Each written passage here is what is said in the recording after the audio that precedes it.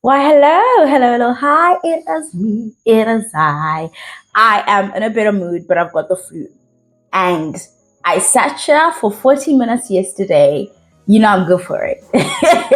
Go look at the videos of the reviews. And I gave you guys a very strong review on like the Ultimate Girls Trip because I'm 2 episodes behind. And my mic was not working. It was in, this was on, but like there's no sound. I don't know what is happening. I'm really sorry if I'm like nasally and it's like annoying. I've got the flu.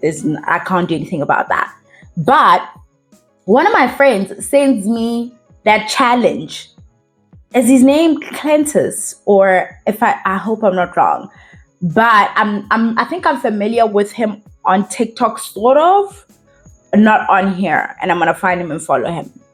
But Sims Right did a breakdown on the challenge, and the challenge is that you post a video every day for the next 30 days. Now she sends this to me like a few hours before midnight, and luckily I had a video in my uploaded, and I kept referring to it in other videos. I'm like, I don't know if I'm ever gonna make this public because I'm just rambling so much, but it was there, so I made that live, right? I made that public.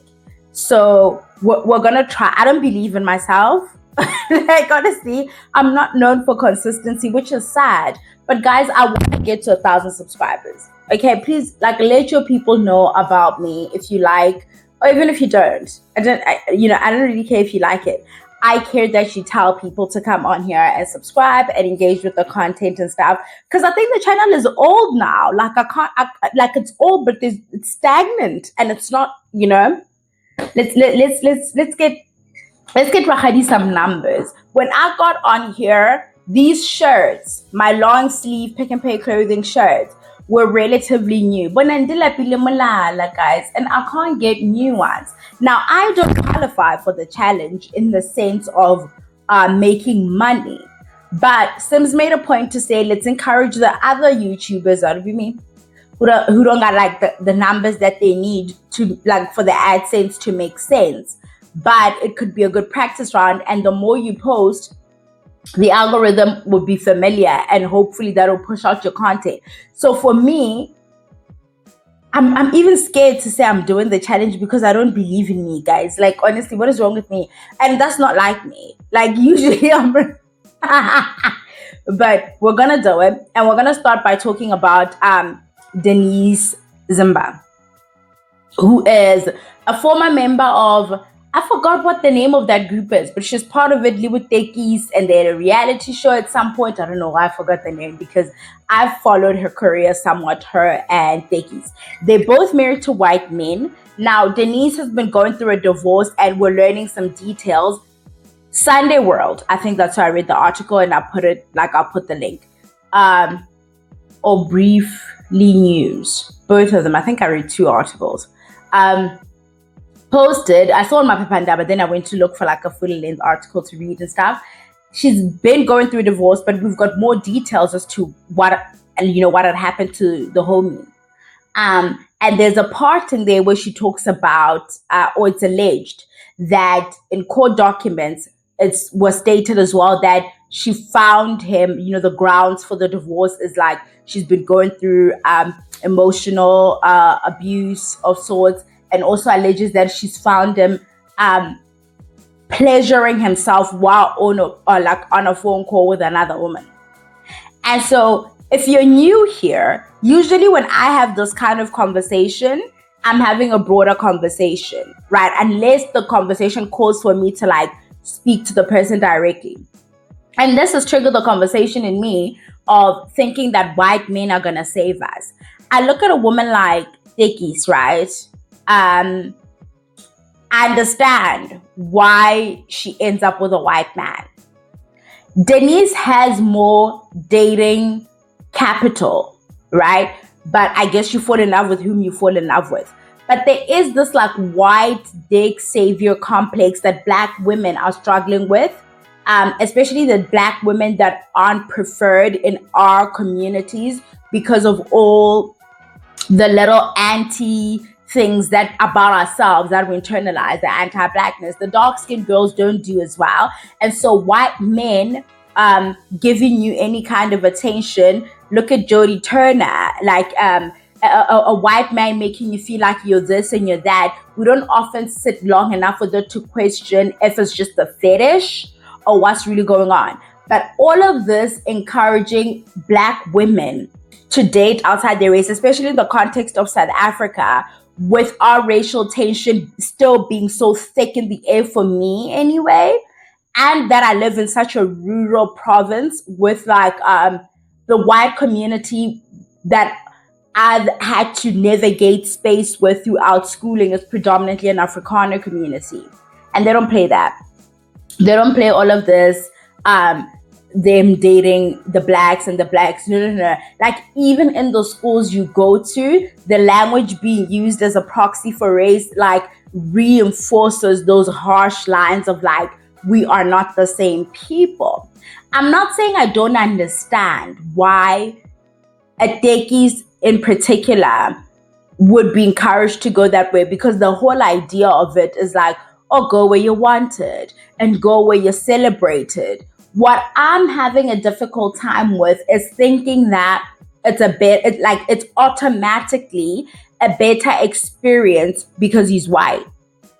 Like, the idea that white men move so drastically different from Black men is even laughable to me, because Black men emulate their toxicity after white patriarchy. Like, they want to be white men so bad. So when they exhibit these toxic things that they do, it's often like seeped in white people bullshit. And I'm not saying that like Africanness under the, like, let's act like it's a monolith for the sake of this conversation, is inherently progressive, but we kind of are.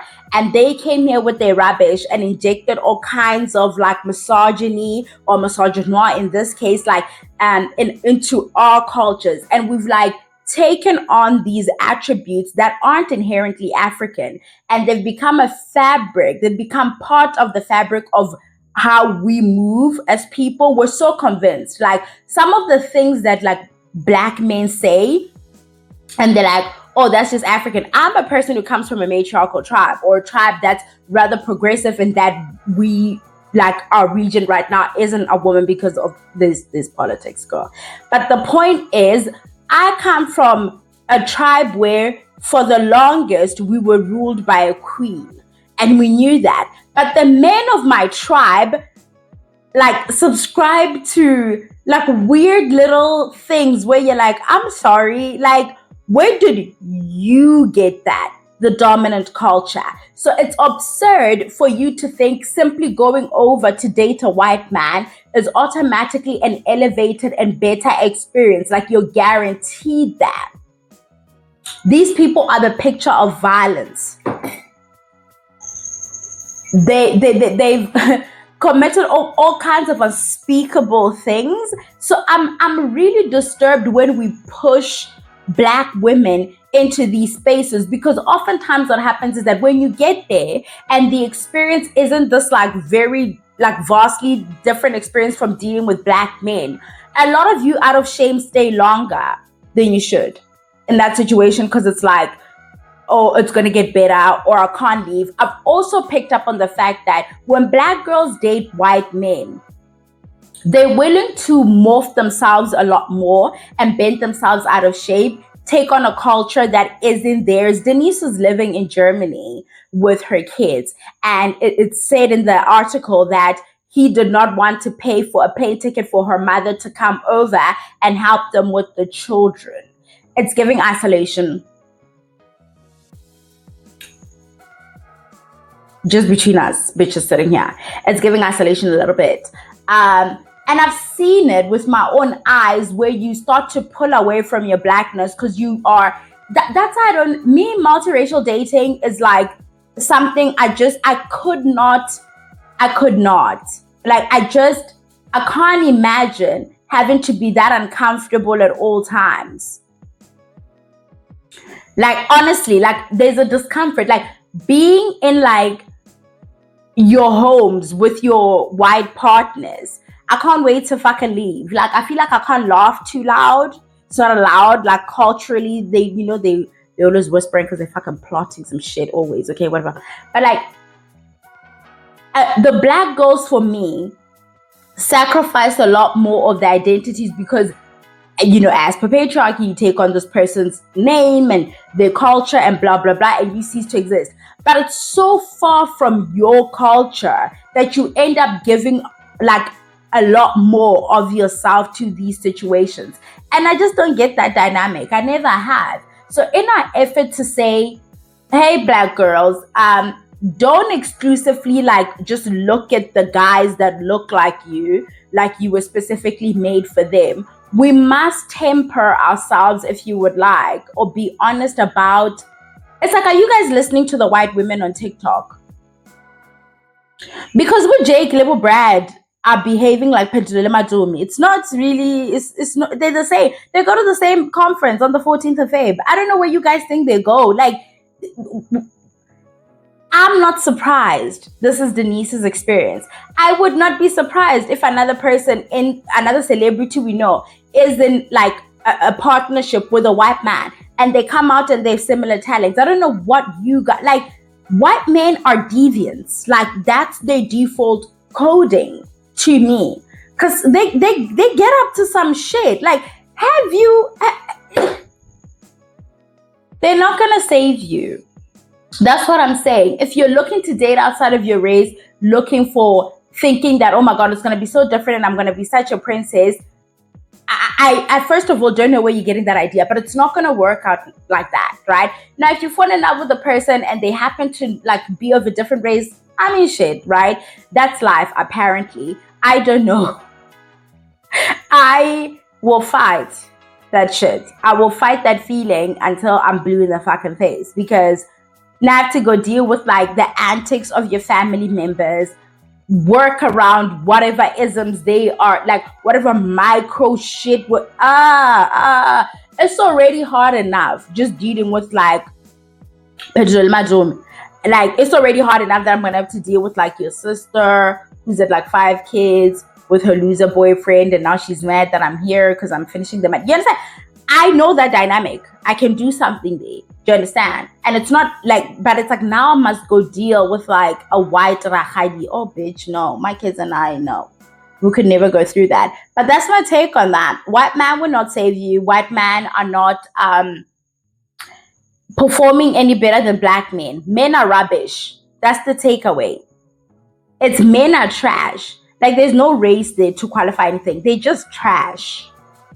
That's all. Bye, Yala.